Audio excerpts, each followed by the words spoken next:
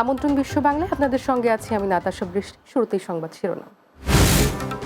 ভুয়া ক্রিকেটার সেজে মালয়েশিয়ায় গিয়ে আটক 15 বাংলাদেশি, অবৈধ প্রবেশের দায়ে গ্রেফতার করেছে পুলিশ। আরব আমিরাতের আবু ধাবিতে এক বাংলাদেশি যুবকের আত্মহত্যা, পারিবারিক সমস্যাকে কারণ হিসেবে দেখছে পুলিশ। এবং মালয়েশিয়ায় কাঠের কারখানার বয়লার মেশিনের মধ্যে বাংলাদেশের মৃত্যু, নাম পরিচয় জানা যায়নি এখনো।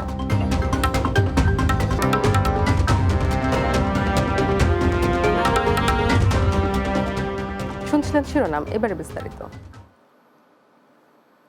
ভুয়া টুর্নামেন্টের কাগজ দেখিয়েও ক্রিকেটার সেজে মালয়েশিয়ায় প্রবেশের সময় 15 বাংলাদেশিকে আটক করেছে দেশটির আইন শৃঙ্খলা বাহিনী। অবৈধ প্রবেশের দায়ে মঙ্গলবার কুয়ালালামপুর আন্তর্জাতিক বিমানবন্দর থেকে তাদের আটক করা হয়। মালয়েশিয়ার বর্ডার কন্ট্রোল ও প্রোটেকশন এজেন্সি AKPS জানিয়েছে 15 সদস্যের এ দলটি প্রতারণা করতে ক্রিকেটের জার্সি পরে বিমানবন্দরে উপস্থিত হয়। এছাড়া তারা টুর্নামেন্ট আয়োজকদের একটি কাগজও উপস্থাপন করে, যেটাতে বলা হয়েছে পেনাং ক্রিকেট অ্যাসোসিয়েশনের টুর্নামেন্টে অংশ নিতে বাংলাদেশ থেকে মালয়েশিয়ায় এসেছেন তারা।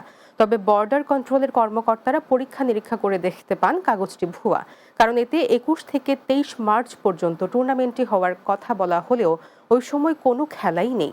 পরে তাদের মালয়েশিয়ায় প্রবেশ করতে না দিয়ে রাষ্ট্রীয় আইন অনুযায়ী ব্যবস্থা নেওয়া হয়। পবিত্র মাহে রমজান উপলক্ষে কুয়েতে ঐতিহাসিক বদর দিবসের আলোচনা সভা ও ইফতার মাহফিল অনুষ্ঠিত হয়েছে।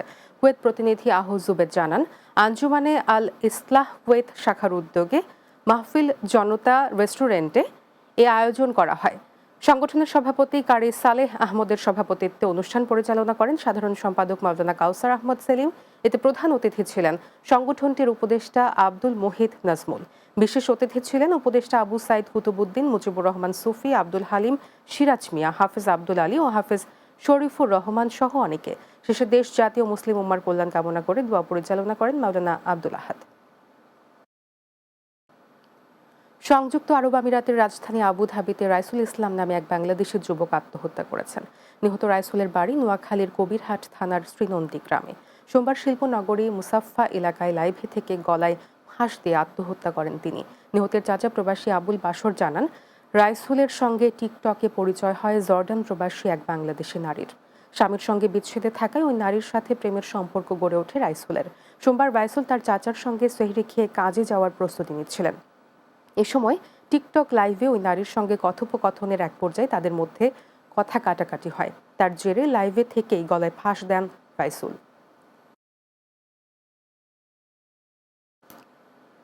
মালয়েশিয়ার তামপিন জেলায় একটি কাঠের কারখানায় বয়লার মেশিনের মধ্যে পড়ে 39 বছর বয়সী এক বাংলাদেশের মৃত্যু হয়েছে। তবে তার নাম পরিচয় এখনও জানা যায়নি।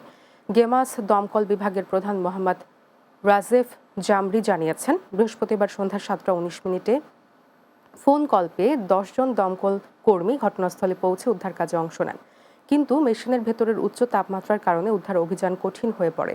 কর্মীরা আগুন প্রতিরোধক পোশাক পরে মেশিনের ভেতরে প্রবেশ করে 7:48 তাকে বের করে আনেন। তবে তার শরীরের বেশিরভাগ অংশ পুড়ে যাওয়ায় ঘটনাস্থলে মৃত্যু হয়। স্থানীয় কর্তৃপক্ষ দুর্ঘটনার কারণ খতিয়ে দেখছে এবং এ বিষয়ে আরও তদন্ত চলছে বলেও জানিয়েছেন দমকল প্রধান।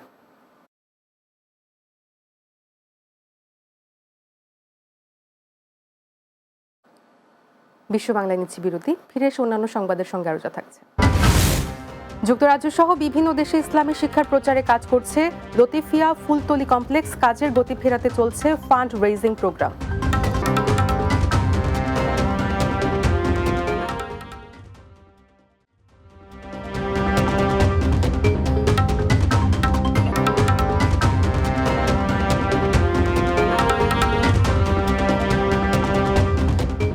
বিশ্ব বাংলায় স্বাগত আরও একবার।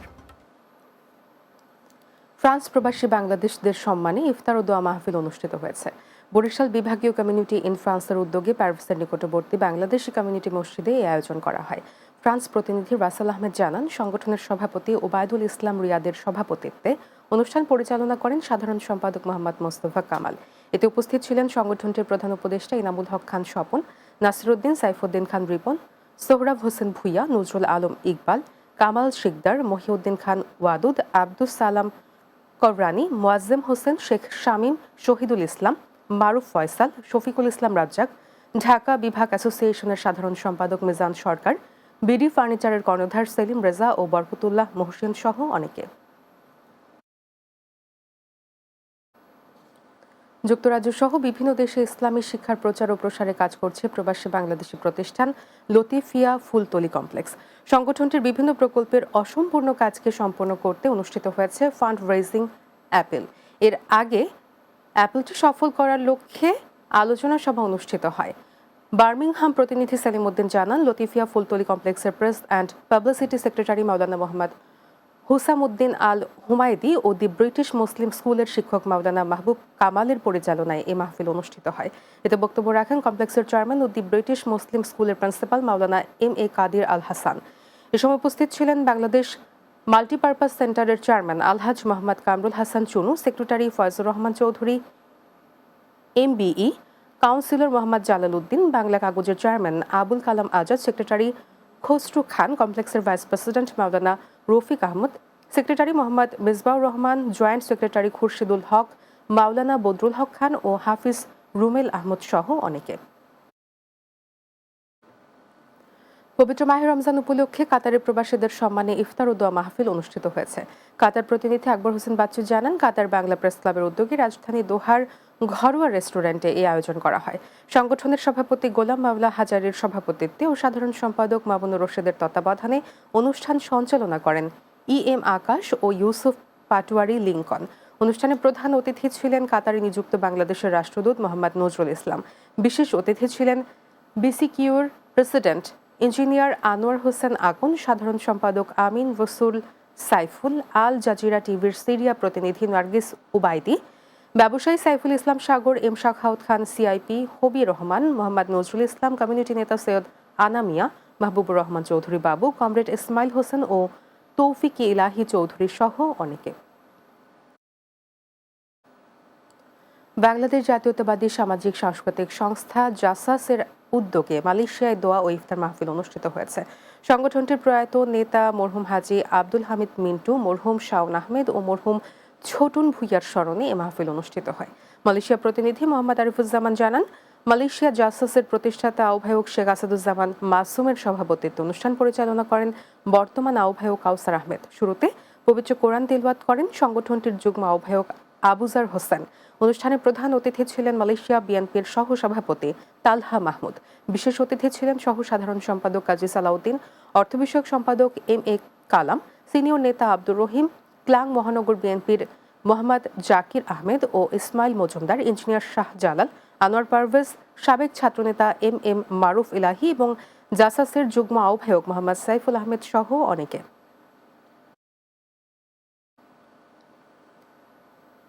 পবিত্র মাহে রমজান উপলক্ষে সংযুক্ত আরব আমিরাতে দোয়া ও ইফতার মাহফিল অনুষ্ঠিত হয়েছে। হক গ্রুপ অব কোম্পানির উদ্যোগে শারজার একটি রেস্তোরাঁয় এই আয়োজন করা হয়। হক গ্রুপ অব কোম্পানির চেয়ারম্যান ওবায়দুল হকের সভাপতিত্বে অনুষ্ঠান সঞ্চালনা করেন প্রকৌশলী জাহাঙ্গীর আলম রূপুর। এতে প্রধান আলোচক ছিলেন মাওলানা জমির উদ্দিন। অনুষ্ঠানে প্রধান অতিথি ছিলেন আজমান বাংলাদেশ বিজনেস ফোরামের সভাপতি কামাল হোসেন খান সুমন। বিশেষ অতিথি ছিলেন ব্যবসায়ী জসিমউদ্দিন তালুকদার, মিজানুর রহমান, রুহুল আমিন, সাইফুল ইসলাম ও সোহাগ হোসেন। মাহফিলে উপস্থিত ছিলেন বাংলা টিভির দুবাই প্রতিনিধি শেখ ফয়সাল সিদ্দিকী ববি, প্রবাসী সাংবাদিক সাইফুল ইসলাম তালুকদার, ব্যবসায়ী কামাল উদ্দিন, প্রবাসী মোহাম্মদ রুবেল, শহীদুল ইসলাম, ইমদাদুল হক, মঈনুদ্দিন লিটন, শাখাওয়াত হোসেন, মঈনুদ্দিন ফরহাদ, হাসান আলী, হাফিজ মোহাম্মদ বেলাল, হাফিজ সেলিম উদ্দিন, লিয়াকত আলী ও মোহাম্মদ আলী সহ অনেকে।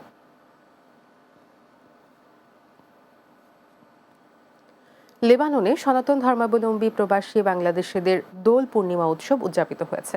সনাতনী কমিউনিটির উদ্যোগে দাওরার CIT অডিটোরিয়ামে দিনব্যাপী এ উৎসব পালিত হয়। লেবানন থেকে বাবু সাহা জানান, আন্তরিক ও সৌহার্দ্যপূর্ণ বন্ধনের মধ্য দিয়ে একে অপরকে নানা রঙের আবিরে রাঙিয়ে পালন করা হয় উৎসবটি। এতে পূজা অর্চনা করেন শ্রী গৌরাঙ্গ বৈষ্ণব। দোল উৎসবের বিশেষ আয়োজনের মধ্যে ছিল কীর্তন, ভোগ আরতি ও প্রসাদ বিতরণ। এ সময় উপস্থিত ছিলেন অর্জুন দাস, আশু মজুমদার, বিষ্ণু জানা, দিলীপ দাস ও সাধন সূত্রধর সহ অনেকে।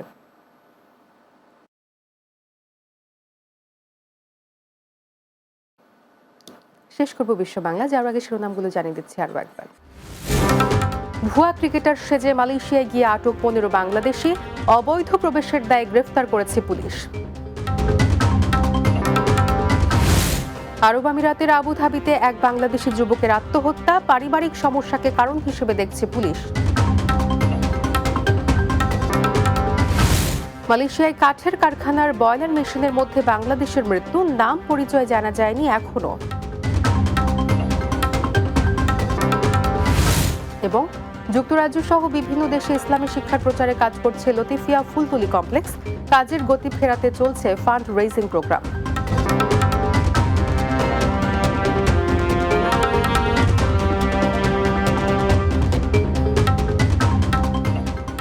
এই ছিল বিশ্ব বাংলা। এতক্ষণ সঙ্গে থাকার জন্য ধন্যবাদ সবাইকে।